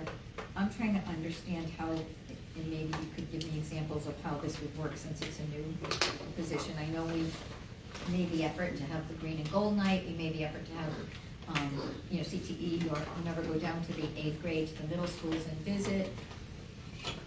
And so I'm trying to understand when this would happen, how this would happen. I'm reading the second bullet. Coordinate with school councils, teachers, administrators, identify students who may be at risk of leaving the district, implement retention strategies to ensure they remain in the district. I'm trying to wrap my head around that, and maybe if you could just help me understand, because I'm thinking if it's stipend, it could be a teacher, let's say, that does It could this. be a teacher, it could be a para, it could be Anybody. secretary. Okay. Obviously, they're whatever their salaried responsibilities are, comes first, but, and again, this is a position we've never had, so, there is gonna be a little bit of, kind of trial and error in terms of what works best, but, for instance, we need to start having, parent information nights at each of the middle schools, where we push down the high school staff into those buildings to be able to, answer questions about course selections and different things like that. We need somebody, to coordinate those things, to help publicize those things. I've been told that, that Bristol Plymouth and Bristol Aggie have far too much access to our middle school students. In the past, basically the red carpet was rolled out for them to come in and make pitches to our students. That's something that I don't subscribe to. And it's, we want to provide information for those students, but it can be an evening presentation from those, and it would be optional rather than all of our 7th and 8th graders, being exposed to those presentations. But so guidance counselors are regularly communicating, with their students over various things. And as the students start getting into 8th grade and they start having conversations with those students about what their future plans are, if we can have another person who's a cheerleader for what we're doing here at the high school, to possibly have a conversation with that student, have a conversation with that family to extol the virtues of the high school, I see it as a great investment. Katie? I guess a couple things. I think Caitlin Moore said it best, where, the athletics is huge here. And it's, CTE, I get it, but, look at the girls softball team, the lacrosse team just got sponsored. I think that bullet point 4, we need to add something about, athletic night or open house athletes or something like that in there. Another thing I would like to see added, if possible, is there ever been talk about having a survey in 7th and 8th grade to go out to parents to see why parents are leaving in 8th grade? Is it to go to a Catholic school? Is it to they got recruited for a sports team? Because I think parents would answer the survey truthfully, and we need that information. I agree wholeheartedly. As far as the athletic piece of it, in the 4th bullet, it does not specifically spell out athletics, but, it does talk about the district and its programs, so. But I think if it's a job description, I would like an athletic information night on here for that to be a job description, to be part of the job description. Okay. I was hoping that we could get this approved so that we can hire these folks and have a plan for start of school year, but. We can approve it with the changes recommended. Okay. Agreed on. That'd be great. Glenn and Tori. Yeah, I was gonna say, I totally agree, support with what you guys do, and like to Katie's point, my wife got bombarded with it as well. We have a son that's in 7th grade, and the parents that she was with, they're like, well, where are your kids going to high school? And they was just assumed, not going to DR, they're going to FEN and all those other ones, because they just don't know they don't know why. And I think, as to Katie's point, we just gotta to get out there and get people aware, and why DR, and look at it. So I think the thing, like you had brought out, that the tough part to me might be is how do we measure the success of whoever has this position? Do we do it, if it's like a guidance counselor, they kind of have an upper hand because they're the face of the kids. Well, let's say it's 6th grade math teacher, for instance, and they take the stipend, are they really gonna retain? I don't know, I just hope we can have the guidelines on success. Well, one would be more students, more 8th graders coming to the high school. Yeah, but that's, I know, it's that would be one success criteria, right? But it's an undertaking. It's an effort. I applaud your trying. If they retain a couple students, I think it's reward enough for the stipend, right? Yeah, oh yeah, well, yeah. So I think we can go down that path. I mean, personally, obviously we'll move on. I think it's a work in progress. I think they're gonna have to figure out new ideas as they go, so. Yeah, I was just gonna say, do we want to make a specific mention, like athletics? I mean, then we have a good theater program too. Like, how much do we want to talk to this job description? I don't think it should. Yeah. What was the amendment, if you don't mind me asking, again, that you proposed, Katie? To have an athletic night, and it could be even included in the parent information night, and then to complete a survey, a district-wide survey on why children are leaving. Liza? I'm just gonna ask a question there. We have the Director of Athletics and Activities is specific to the high school. Is that right? So in my mind, I'm thinking, could we take that position? I'm going back to Jeff's question. I haven't ever seen this, so I know it's something new that we're trying to do. That we did talk about in the budget process. I understand that. I'm asking for myself. Okay. I'm I'm not saying that everyone feels the same way, but I still am looking at some of these things. No, I'm not surprised that you're asking for it. But collaborate, some of these bullets, what I'm reading here, I'm trying to understand how this is going to be able to be done, I guess. And for the amount of money that we're offering as a stipend, there's a lot here. And I'm trying to see, is this going to happen during the day? Is this going to happen after school? It's going to happen in the evening?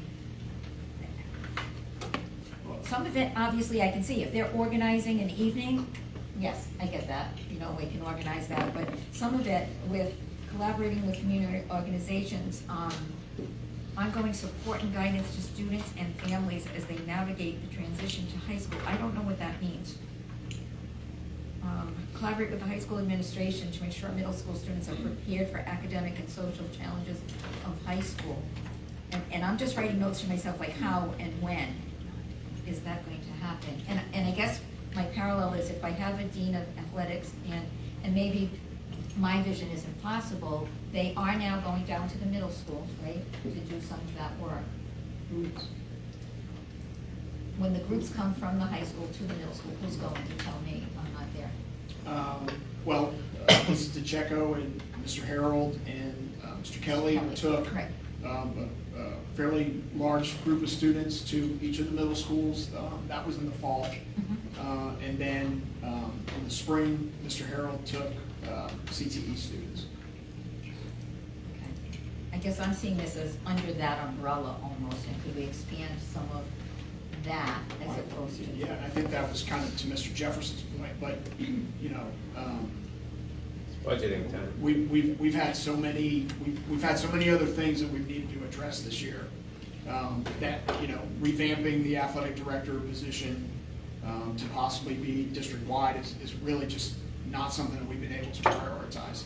We have a tremendous need to improve the retention from 8th grade to 9th grade. I don't think anybody would disagree with that. This is our effort for relatively short money to put something into place. I understand where you're coming from in terms of some of these things. And, you know, if this is intimidating to somebody, then they just don't apply for it. And, you know, there are pieces of this that, as I said before, you know, we'd have to kind of figure out through trial and error. But, you know, to Ms. Ferrer's point, if there's a survey, you know, when school's over and I go home, I can develop a survey when I'm at home, and I can look at survey results when I'm home. You know, we're going to have a parent information night for course selections and throw in athletics and all the other student activities that we have. You know, that would be at 6:30 p.m.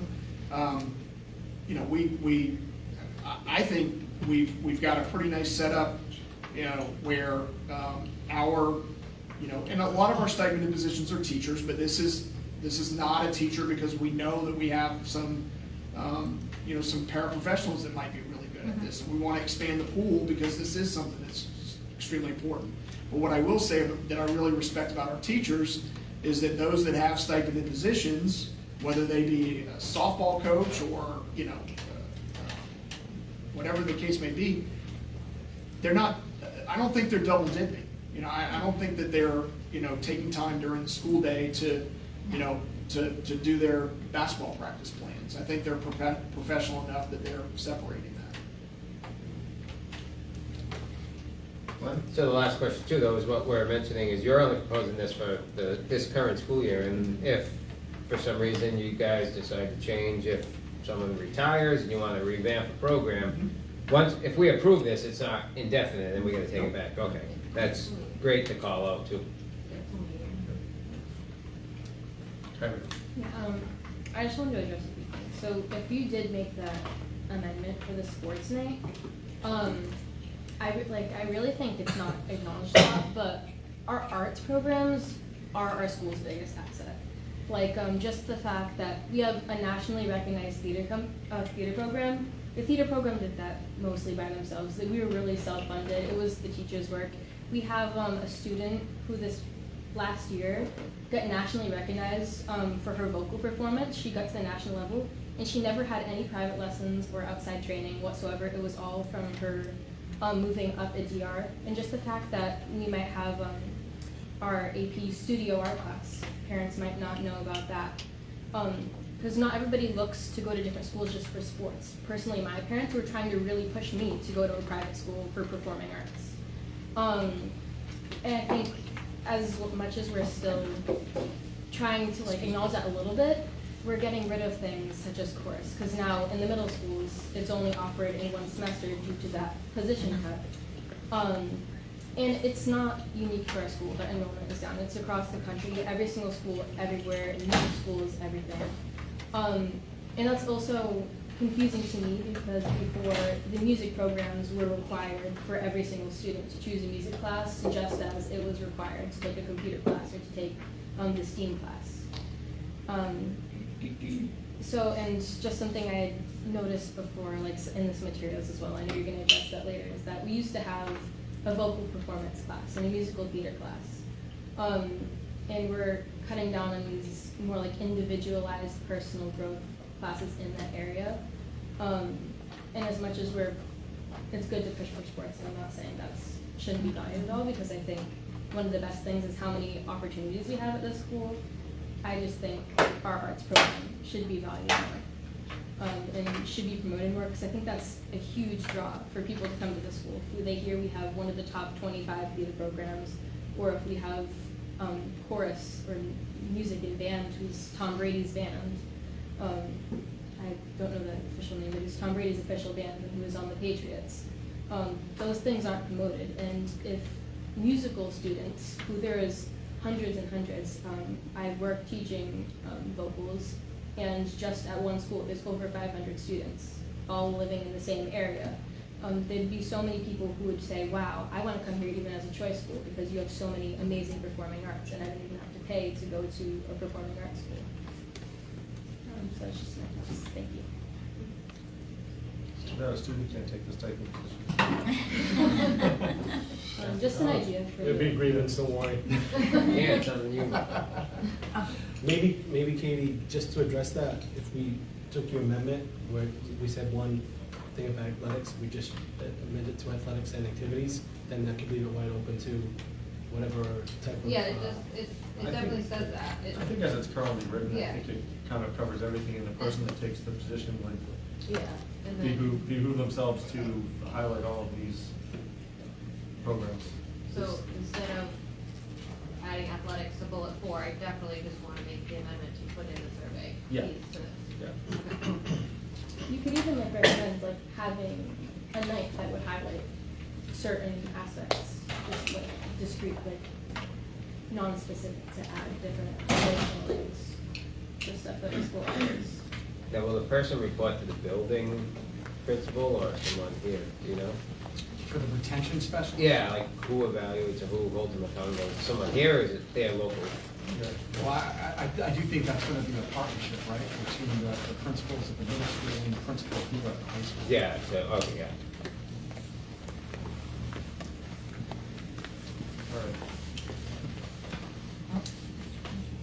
All right. Yeah, if there's any more, no more, yeah. Okay. Steve's gonna apply. No, sixth grade math teacher though, so watch it. Wrong town though, you're in the right. Oh, all right. Just a quick question on the retention coordinator and the transition coordinator.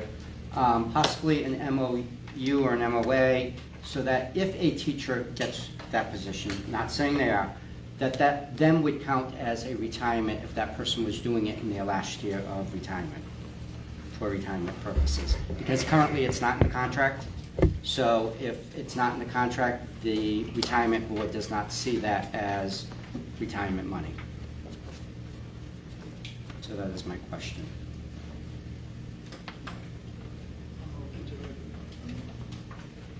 And it sunsets after the year, that's fine. You know, not saying a teacher, because I looked at the job description, we had a conversation about it. Yep. I made suggestions to tweak it. Yep. And I'm just saying if a teacher was to get that and they were doing it for a retirement situation, that would benefit them in that aspect. Both. The transition coordinator is not in the contract, so that would definitely, if that's a teacher position, would have to be an MOA. I thought that was a teaching position for DRS. It's This a- is, isn't it? It is, I'm sorry, Yeah. that is, I'm sorry, yes. Personally, I don't know why it's called a coordinator position. I think it should be a transition teacher. Right. I took the title, that's what I. Right, Yeah, the yeah. title's changed, and if it's, the title's changed, and it has to be the same in the contract. So you're changing the title name, Oh, that was a title I had received. but it's not in the contract as, I think it's coordinator teacher. So we just have to look at that aspect for retirement purpose. Yeah, Mr., if you're looking at, Mr. Patrick is correct that when we report income to MTRS, they are looking to tie, for it to be pensionable income, they're looking to tie the contract to it. Otherwise, if it's not contractual work, so to speak, but it's not pensionable, so that just. So, yeah, I would just recommend that you work with the Great. administration, and if you decide that an MOA needs to be brought forward to the committee for us to consider, then consider it. Thank you, appreciate that. All right. Can I just ask, are we doing all of them, Aaron? Yeah. The educational coach, Yes, is this is a new position? yes. And so when we say it's a contracted position, I'm looking to contract with an individual, so it wouldn't be part of one of the unions. The job will be predominantly or completely off-school grounds. So it wouldn't fall into one of our union contracts. And it's a part-time position between 15 to 19 hours. so is this budgeted? Yes. So it's not a brand new position? It is, but it's budgeted? It is for next year, yes. We And knew- this is simply we the knew- job description? Yeah, we knew when we presented the budget that this student's IEP was going to, was going to potentially result in displacement. So for this is Bridgewater just, State. here's the job description for that, thank you. All right. I'd like to make a motion to vote to approve the retention coordinator job description as presented and amended. Motion is second to approve the retention coordinator. And Bill, just so you know, bullet 4 is fine. I think the amendment is just for the parent survey. Okay. So, yeah. Any further discussion? Seeing none, all those in favor? Aye. Opposed? Abstained? You got it, 1 nay. 8 ayes, 1 nay. Who's name? Mr. Reader. All right. I'd like to make a motion we vote to approve the educational coach job description as presented.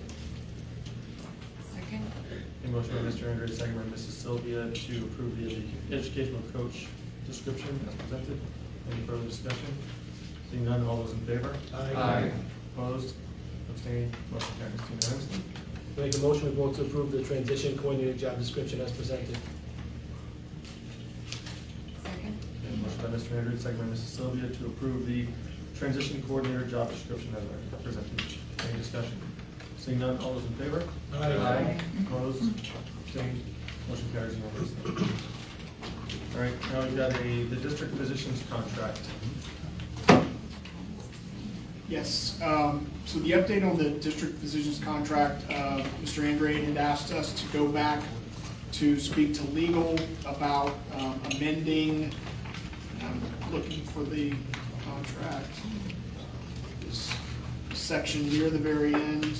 Yeah, paragraph J, we removed Dighton, town of Dighton, town of Rehoboth. Correct. And then I was also asked to pursue some information in terms of the reporting back. And, the district physician said that the primary responsibility is reviewing and signing documents that come from the district. The doctor knows that school committee expects better documentation going forward. And so Dr. DeGioia, who is the liaison as far as our nurses are concerned, this is obviously not a nursing position, but I'm asking Dr. DeJoya to take the lead in terms of looking out to some other districts in terms of how they solicit the documentation and the accountability from the district physician. All right, great. Any questions on the district physician contract? Good. Take a motion. Motion to vote to approve the contract of employment with the district physician between July 1st, 2023 and June 30th, 2024, as presented. Second. Motion by Mr. Andrew and second by Mrs. Sylvia to approve the district physician's contract for the FY24 fiscal year. Any further discussion? Seeing none, all those in favor? Aye. Opposed? Abstained? Motion carries unanimously. All right, we've got a budget transfer at Beckwith. Yep, it's just a, pardon me, it's a $6,000 budget transfer, and they're moving money to order some supplies, replenish the instructional supplies, and I forget what the other $1,000 was for. One second.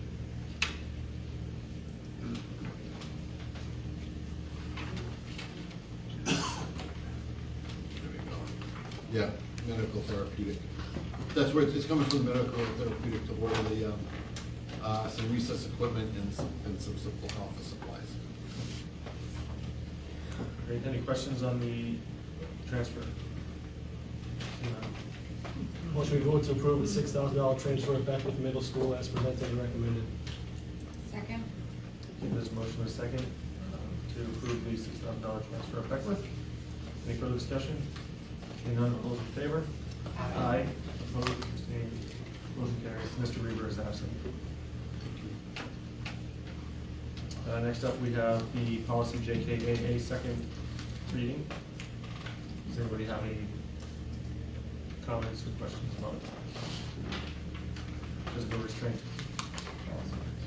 Just this isn't the policy, right? Or is this the policy? This is policy, but you've got like, it's set up like there's a letter or a memo or something like that. It doesn't say JKA on it, is that just a formatting thing? Yeah, just we just have to add it to the top, to the only one, but legal wanted it specifically.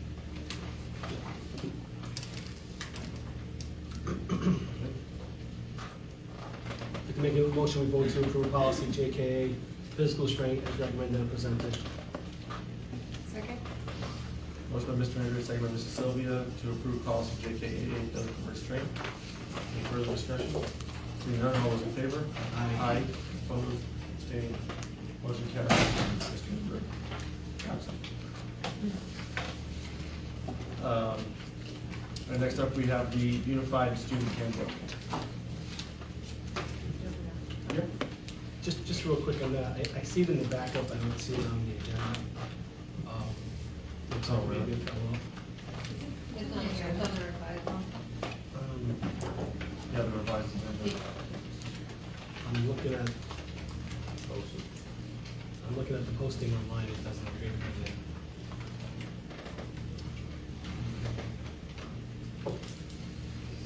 But we're not really gonna go over it anyway, so can I take comment about it? Are we gonna vote on it? No, Okay. Oh, okay. there's no vote, I just wanted to talk about it. But can I just, for, you know, again, us learning to do this better, I have a revised agenda that has it on it, but the posted agenda, Mr. Andrade, online does not have it? Well, according to the revised agenda, which is timestamped in the school committee packet folder, does not have it on there, that's correct. Now, whether or not on the public website it's there, I don't know, I can look, it'll take me a minute, but. Yeah, actually, it's not on the posted revised agenda, it's on the website. It is on the website? Yep, I see a revised agenda. But the, somehow that dropped off. Oh, wait, no, it's under the policy subcommittee update unified student handbook. It's a bullet item. Yeah, the backup has it separated as far as motions are concerned, but. I was looking for a major bullet point. Yeah. So, yeah, I think it's late in my eyes right now. So, all right, so Katie, what were you gonna say about this? 2 seconds. So we wanted to vote to approve it tonight, which I think, well, we're not. But policy subcommittee met last week, and we had a couple questions for legal, so we sent it to them with our questions and also to go through the entire thing. And Bill, I thought you said that the red mark one was gonna be in? We have it, I Oh, just, amazing. I didn't want to show our hand. Okay. So this is the new one that we all need to go over, and please ask questions before we have to vote to approve. We're trying to streamline it at the policy subcommittee, but if you have questions, please ask myself, and then I'll relay it to everybody else. And we will get it to you electronically, but we wanted to make sure that you had at least a copy of it tonight, so.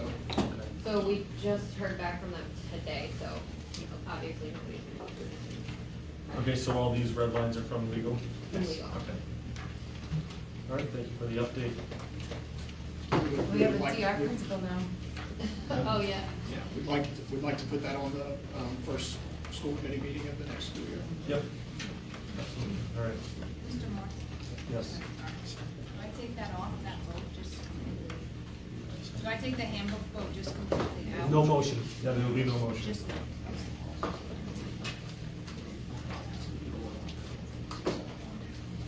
All right, we have a facilities use request for PAMAS Challenge. Yes, Mr. Chair, each year, for past several years, I believe, we have partnered with the PMAS Challenge. The Dighton Rehoboth Regional High School has been kind of one of the stops along the way. And, you know, considering the wonderful cause that it is for raising money for cancer research, we ask your consideration of approving this request. They have provided the liability insurance that's attached to the request. Fantastic. Any questions about this facilities request? Yep. Go ahead. So do they get to use the facility for free?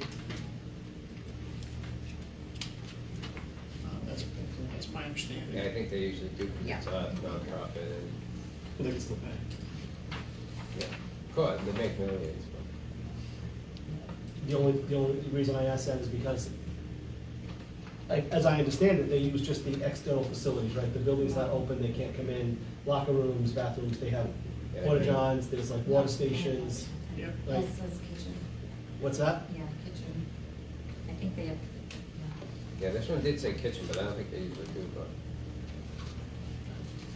Yeah, I mean, like. this is a main stop. No, I know, but if we have to open the building and they are in the kitchen, then we have to pay the custodian to manage that and to make sure that all the things are locked and someone's gonna make sure they clean all up. So just, you know. I support PAMAS Challenge. Donate $100 to it, and get an insurance discount. But from the district's perspective, if they're gonna use facilities, they should pay a facility use charge. I know, And I'm fine with that not happening this year until we clarify more what our Nancy. actual costs would be. Nancy in town, was a Nancy selectman. Goulart? Mrs. Goulart, thank you. She spoke to this at length at one of the recent selectmen's meetings. She knows a great deal about it. She would know that answer right now for us, but she's not here. I mean, this was very early in my tenure last summer. I don't even know what they would use the kitchen for. I'm not sure if this is sort of like I know she addressed that. I don't know. I mean, is it just? They serve lunch. They serve lunch here. Do they? They usually don't use our kitchen, they bring it all in and have outside caterers. That would make sense that they bring it probably, but There's just no cafeteria. Let's just have the new principal come and observe and make recommendations for next year. Yeah, they've been doing it for many, many years, so I'm sure they'll continue to do it. Any other questions or comments on the facilities use request? I'll take the motion. Make a motion to approve the facilities use request for PAMAS Challenge from August 5th to August 6th, 2023. second. Can you get a cost on this? Who got first? It doesn't You matter. really want it, Liza? It doesn't matter. All right, we got a motion by Mr. Andrew and a second by Mrs. Kuchar to approve the facility use request by PAMAS Challenge for August 5th and 6th, 2023. Any further discussion? Hearing none, all those in favor? Aye. Opposed, Abstained, motion carries unanimously. Thank you for your consideration, and I've asked Mr. Baxter to do a cost benefit analysis on this to find out, what it cost us. Okay, we got the declared surplus materials. You'll see in your packet, we've got lists of items to be discarded. They are, from a variety of different faculty members. We're making an effort to go through and clean, and everything that's on that list has reached its end of life. It's been, most cases, either bound and rebound several times over. It's just old, not even old and out of date, but it's in really poor condition. So we can't dispose of it without bringing it to the school committee, and so we're bringing this up to the school committee. In some cases, it's even older than I am. That's saying Antique. something. Nice antique. That's right, it's a classic. Classic. Okay, any questions about these surplus materials can be disposed of? Some of the ones in maths in 2023, And then 6th grade. are these 2023 materials that we're disposing, or just, there's no header on the column, so I can't say what it's from. We go to the math analysis. Oh, this is- No, I'm positive we're not disposing of 2023 stuff. I'm not sure what it is, but. Yeah, it's just the.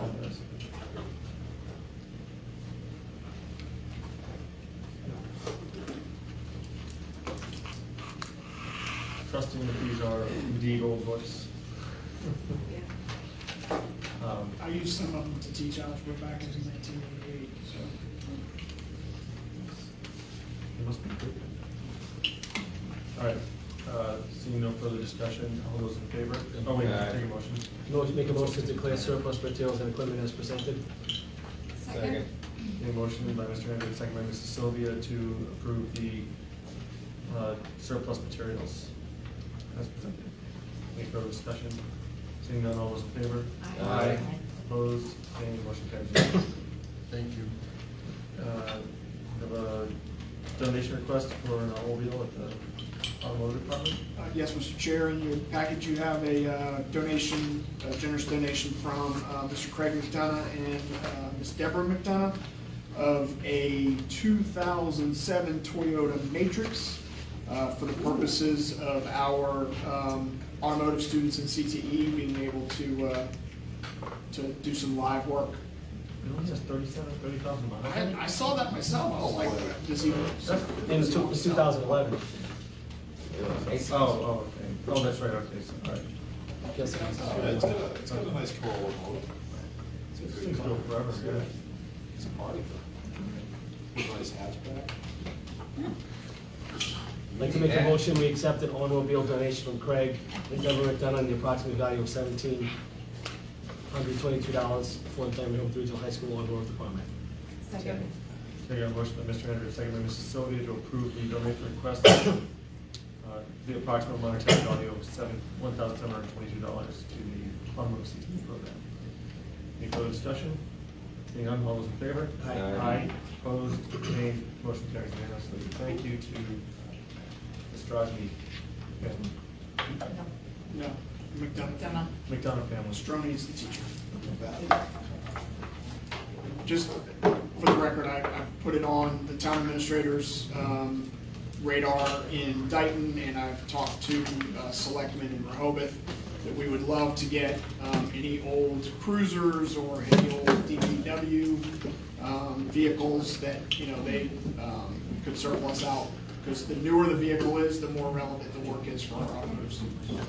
All right, and the last item on the agenda is one we added for the BA-DR co-op football program.